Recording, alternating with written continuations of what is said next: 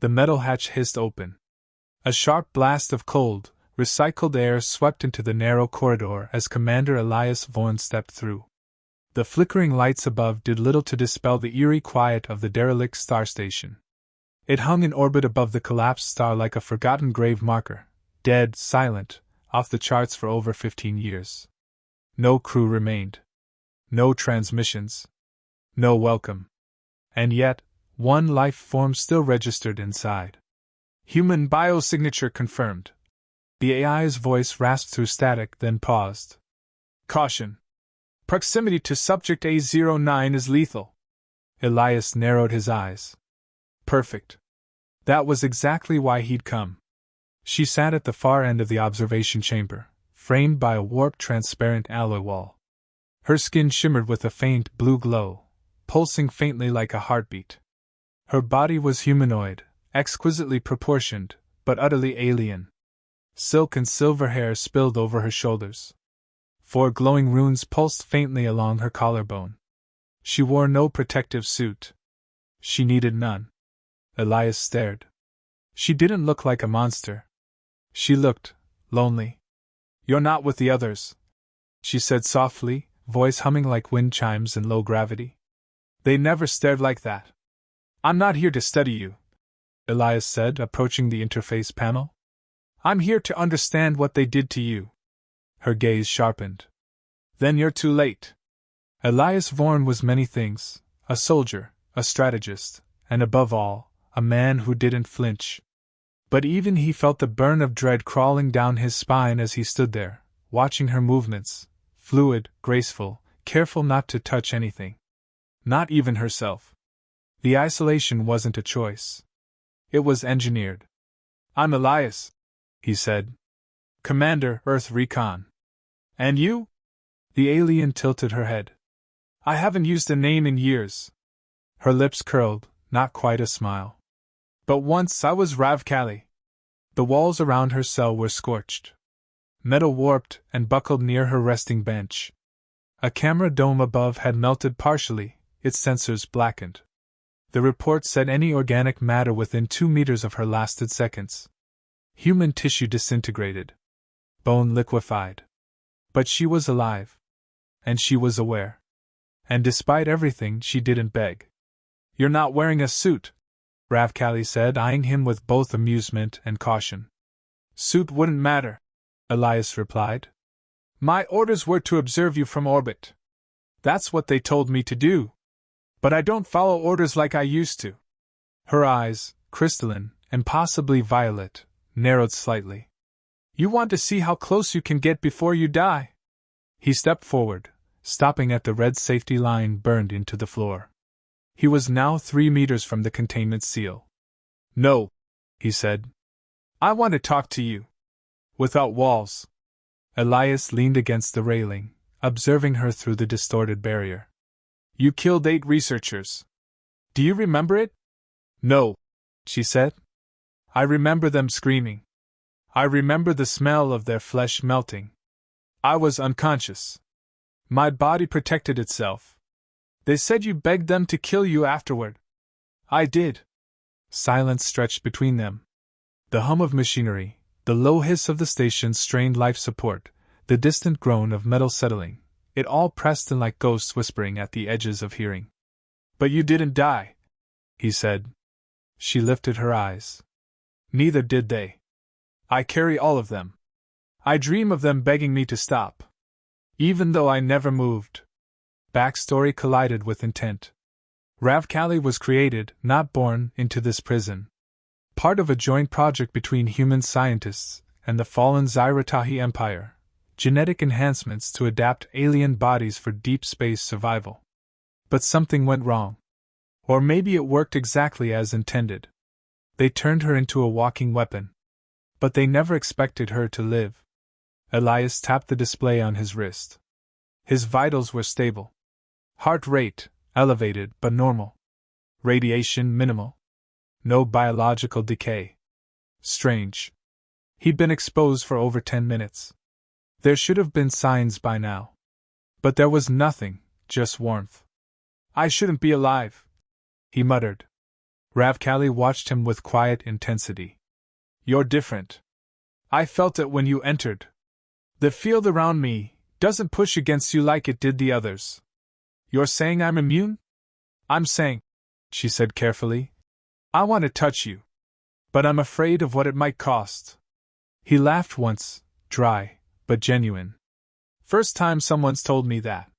Her expression didn't change. It won't be the last. He sat down across from the barrier. Minutes passed. They didn't speak. Then she whispered, You remind me of someone. Someone you lost? She nodded. He was human too. Part of the team that first came here. He brought me books. Music. He said I was beautiful, even when the others flinched. What happened to him? I tried to hug him. The silence was colder than the air. Elias stood up. Ravkali immediately backed away. No. He raised his hands slowly. I'm not here to test your limits. But I need you to understand, this isolation, this cell, it's not your prison anymore. It's mine. Because I see what they did. And I can't walk away. You don't even know me, she said, trembling now. You don't know what I've done. I don't need to. I see you now. And I don't see a monster. The lights dimmed. The backup generators kicked in. Power fluctuations. The AI's voice crackled. Warning, system breach detected. Lockdown initiated. A new voice, cold, human, overrode the AI. Subject A09's containment compromised. Initiating purging sequence. Ravkali's face drained of color. They're going to kill us both. Elias moved without hesitation. Then we break you out, together. The floor shuddered beneath his boots. Red emergency lights strobed across the corridor, turning the cold silver walls into a pulsating nightmare. An automated voice looped overhead. Containment breach. Purge sequence in 90 seconds. Elias slammed his hand against the panel, trying to override the bulkhead lock. Come on, damn it, open! Behind him, Ravkali stood still, glowing faintly in the flickering light. She hadn't moved. Not even to hide. You need to leave, she said, calm despite the rising alarm. You have 70 seconds. I'm not leaving you behind. Her eyes met his. You don't even know what I am. I know what they made you. Elias snapped. And I know you deserve more than a coffin orbiting a dead star. The barrier hissed and split down the center. For the first time in a decade, Ravkali stood with nothing between her and a human being. Elias could feel the air itself tighten, like space was holding its breath. A warm static tingled along his skin, neither pain nor heat, but something deeper. He stepped forward. She instinctively stepped back, her voice low and dangerous. Don't. I don't want to kill you too. You didn't kill them, Elias said. Your body reacted because they tampered with it. You're not the disease. You're the proof they failed. His words landed hard. Her lip trembled, but she masked it with a steady voice. Then you'll be proof they failed again. They ran together down the dim corridor, passing warped pipes and scorched bulkheads. The station groaned under the strain of its dying systems. As they reached the central processing hub, Ravkali slowed, pressing her hand to the wall, an echo of a memory. This was the place, she murmured, where they called it success. I woke up screaming. He was holding my hand. She didn't need to say the rest. Elias understood. He watched her with a strange intensity, the kind reserved for things too fragile to name but too powerful to ignore. They reached the mainframe. A sphere of blue light pulsed above a circular terminal. AI cores still stable, Elias muttered, punching in old access codes. If I can reroute the purge sequence. It won't listen, Ravkali said, voice suddenly brittle. It's programmed to treat my presence as hostile. But not mine, Elias replied. If I create a biometric loop through my field, maybe I can. Suddenly, the interface flared. A shockwave burst outward. Elias stumbled back, pain ripping through his chest like static knives. Ravkali moved on instinct. She caught him. His body landed against hers. Skin met skin. And nothing burned. Nothing died. No alarm screamed. Instead, Elias felt a warmth that was human. Not electric. Not engineered. Real. They froze. Her hand pressed to his chest. His arm wrapped instinctively around her waist. "You should be dead," she whispered. He looked down at her, breath uneven. "Feels like I'm waking up." For a second, silence returned. Only their breathing filled the void. "I haven't touched anyone in over 10 years, Ravkali said, her voice cracking. "And I haven't felt anything in 5, Elias replied. "So maybe this means something." Her hand lingered on his chest a moment longer, then she pulled away like it hurt. The AI's voice returned, distorted but clear. "New anomaly detected. Biofield synchronization between human and subject A09, confirmed." They turned as the lights shifted from red to amber. The purge had halted. Elias stared at her. "It responded to us. Together." Ravkali blinked slowly, as if afraid to breathe. "No one's ever harmonized. They said my biofield couldn't align with anything living." "They were wrong," he said. "Or you're not fully human." He grinned. "I get that a lot." But just as the weight of revelation settled between them, the station trembled again, harder this time. Not purge protocols. "External breach," Elias muttered, checking his arm display. "Docking port B, someone else just boarded." Ravkali's glow dimmed. "They're here to erase evidence." "Then we're no longer on the clock. We're on the run." They moved fast. The station's internal systems remained unstable, but the path to the shuttle bay was still open, barely. As they reached the first junction, Elias slowed, suddenly thoughtful. "How did you survive this long?" Ravkali didn't answer at first. Then, without looking back, she said, "Hope is a kind of hunger. And I starved myself of it. Until now." He stepped beside her. "Then eat." They reached the hangar's inner ring, where the remains of a small human transport still clung to the docking arms. Elias began activating the control panel. Ravkali watched him work. "Why are you helping me?" "Because I'm tired of watching people like you get buried in classified files." "You think saving me will fix that?" "No," Elias said. "But kissing you might." She blinked. "That wasn't a joke, was it?" He turned, eyes fierce but soft. "No. And I don't expect you to let me. But I want you to know. I want to." Before she could reply, the hangar door screeched open, and 2 armored figures stepped inside. Their weapons hummed with plasma heat. One aimed.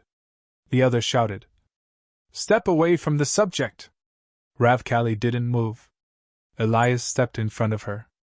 "I won't tell you again," the soldier barked. "I won't ask twice," Elias growled. "Drop the weapons." "Who the hell are you to give orders?" Elias smiled coldly. "I'm the man touching the untouchable. What do you think happens next?" The soldier hesitated. That second was enough. Ravkali raised her palm. Energy sparked across her fingers, controlled but seething. The room exploded in light. The air still shimmered from the energy blast. Elias crouched beside Ravkali, smoke curling from the singed edges of his jacket. The 2 soldiers who stormed the hangar now lay motionless, alive, but twitching in convulsions. Not dead. Just rebooted. "You didn't kill them," he whispered. "I could have," she replied, voice shaking. "But I didn't want the first person I kissed to see me as a monster." Elias swallowed hard. That wasn't just restraint. That was control. For a being engineered to incinerate life by presence alone, it was an act of extraordinary will. He met her eyes. "You're rewriting what they said was impossible." She looked away. "Maybe. Or maybe I'm still dangerous. Just in a different way." The hangar doors creaked open as emergency lights flickered back to full. Beyond the threshold, the cold expanse of the void loomed, broken only by the sleek silhouette of a forgotten shuttle clamped to the far docking bay. Not much larger than a dropship. But it had oxygen. Navigation. A future. Elias tapped his calm. Bay stable. I'll secure the flight path. You keep an eye on. I'm not staying behind, Ravkali said, stepping forward. Not this time. He blinked. Didn't say you were. Just wanted to give you the chance to change your mind. I've changed enough, she replied. Now I want to be heard. They crossed the hangar quickly, weaving past debris and shadowed corners where the walls still bore signs of ancient fire. As they reached the shuttle, Ravkali paused beside the sealed panel. Her fingers traced the metal. This model, she murmured. He used to show me specs on ships like these. Said we'd leave together someday. He lied. He didn't lie, Elias said gently. He just never got the chance. She glanced at him, something fragile behind her eyes. You really believe that? I don't lie, Elias said. Even when it hurts. The shuttle's door hissed open, revealing a compact cabin filled with soft blue interface lights and the faint scent of ionized air. Ravkali stepped inside first, her glow casting shifting shadows on the steel. Elias followed, sealing the hatch behind them. We'll need to manually disengage the clamps. The station's systems are locked. Then I'll do it. He turned. No. You've done enough. No, she said more firmly now. Let me help. For once, I want to touch something and make it better. Ravkali descended into the maintenance crawl, threading her body through conduits designed for humans. Her hands pulsed faintly as she interfaced with the metal itself. The reaction wasn't destruction, it was communication. I can feel the stress in the frame, she said through the calm. Like a scream trapped in silence. You talk to ships? I listen to them, she corrected. They're like me. Made to carry others. But left empty. Elias froze in the cockpit, her words hitting harder than any explosion. You're not empty. The clamps disengaged with a thud. The shuttle shuddered slightly. Elias engaged auxiliary thrusters, watching the station drift behind them. A relic. A tomb. A birthplace. He turned as Ravkali emerged from the hatch, her skin still glowing faintly but no longer pulsing with volatile energy. It was more steady. Controlled. She sat beside him, closer now than before. No shields. No protocols. Just presence. Where are we going? She asked. I was hoping you'd tell me. She stared out the viewport, eyes reflecting stars. There's a moon in the Sarla belt. Uninhabited. Barren. But I dreamed of it when I was younger. It had no walls. He set the coordinates. Then that's where we'll go. You make it sound so simple. It is, he said. When you finally choose to live. Silence fell for a moment, heavy but not hostile. Then Elias leaned forward, voice softer. Can I ask something personal? You already have, she said dryly. But go ahead. That day, when you touched the other human, was it love? She paused. No. It was hope. I mistook it for love. But it wasn't. He exhaled, nodding slowly. And now? She turned to him, gaze steady. Now, it's something more dangerous. Before he could answer, the warning lights on the console flared red. Unmarked vessel approaching. No ID. No transponder. Elias scanned the readouts. That's military-grade cloaking. Somebody followed us. Ravkali's glow intensified, but not in fear, in preparation. They're not here for negotiation. No, Elias muttered, activating evasive maneuvers. They're here to finish the job. A blast rocked the shuttle. Lights dimmed. Panels sparked. Elias gripped the controls.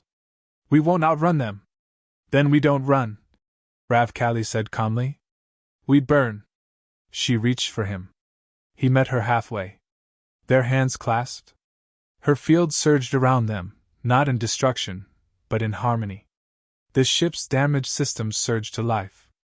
Energy flared. Every sensor spiked. Ravkali's voice resonated, not from her lips, but through the ship itself. You wanted a weapon? You made one. But he made me a soul. The enemy vessel approached, and the stars themselves seemed to hold their breath. The stars turned blood red in the cockpit's reflection. Rav Kali stood motionless beside Elias as the enemy vessel loomed ahead, sleek, dark, and merciless. The kind of ship that didn't ask questions. It just erased. A predator cloaked in silence, its weapons now charging to deliver one final solution. Inside the shuttle, sparks danced along the panels. Oxygen levels dipped. The systems were holding, for now. But they wouldn't withstand another hit. Elias adjusted their course manually, knowing full well they weren't going to outrun a warship. Not without a miracle. Rav Kali broke the silence.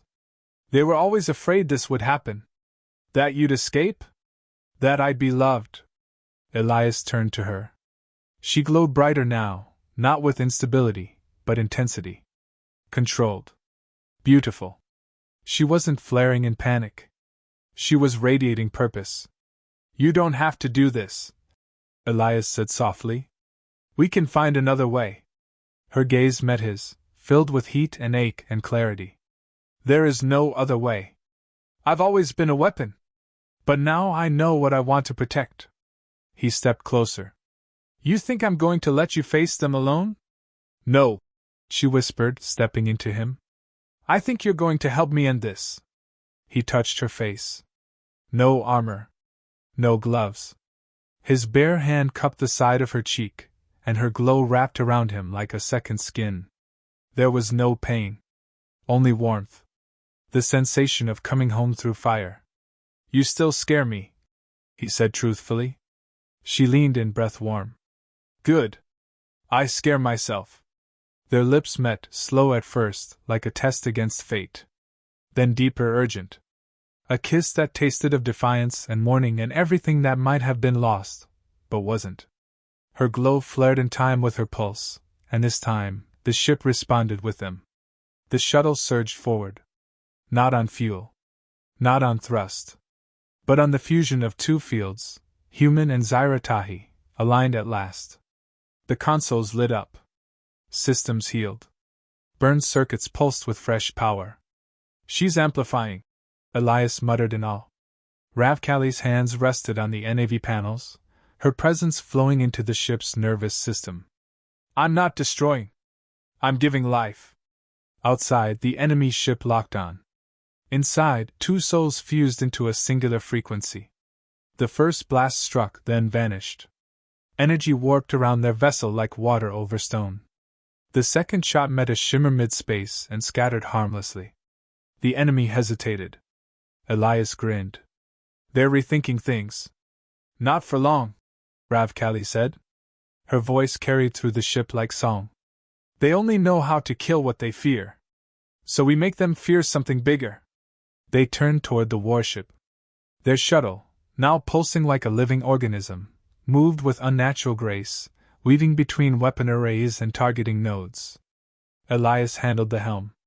Rav Kali handled everything else. Primary cannon is powering up, she said. We have no weapons. Her lips curled. We are the weapon. The final moment came without warning. A direct hit, plasma beam, full power. The enemy made their choice. Rav Kali stood tall in the cockpit, arms out, body glowing so brightly Elias had to shield his eyes. She didn't scream. She didn't break. She answered. The energy struck them. And detonated. But not in fire. In light. A radiant explosion cascaded outward like a blooming star. But instead of destruction, the energy converted. Amplified. Reflected. The warship's own shot bent back on itself, slammed into its origin, and consumed the vessel in a roar of self-made ruin. When the light cleared, only one ship remained. Rav Kali collapsed into Elias's arms. Easy, he whispered, lowering her into the co-pilot seat. Stay with me. Her breathing was slow, but steady. I didn't burn you. No, he said, brushing silver strands from her cheek. You lit me up. She smiled, weak but real. That sounded romantic. I'm still working on it, he said. The console pinged. Incoming transmission, from Earth's Central Command. Unidentified vessel, state your identity. Elias muted it. They'll want you, she murmured. To study. To contain. Again. He reached up, tapping a command. He erased their signal trail. Fake their destruction. They won't find us. Later, on the quiet moon of Sar-Levi, the sun never fully set. It danced just above the horizon, casting a gentle warmth that reflected across the ice-blue sands. The kind of light that didn't scorch. That just existed. They sat outside the shuttle, now more home than ship. Ravkali wore a woven shawl over her glowing skin, her field now gentle enough to let the breeze touch her without searing it. Elias handed her a drink. Real fruit. Real sugar. I still don't know why I'm different, he said, sipping. Maybe you weren't born immune, she answered. Maybe you just cared enough to adapt. He sat beside her. Close. Skin to skin? Do you ever wonder, she asked, what we really are now? He thought about it. Then said, not human. Not alien. Just two broken pieces that fit. She nodded slowly. That's all I ever wanted. He kissed her again. This time, it wasn't defiant. It was forever. Final line. The galaxy lost its deadliest weapon that day, but gained something far more terrifying. A love that refused to burn out.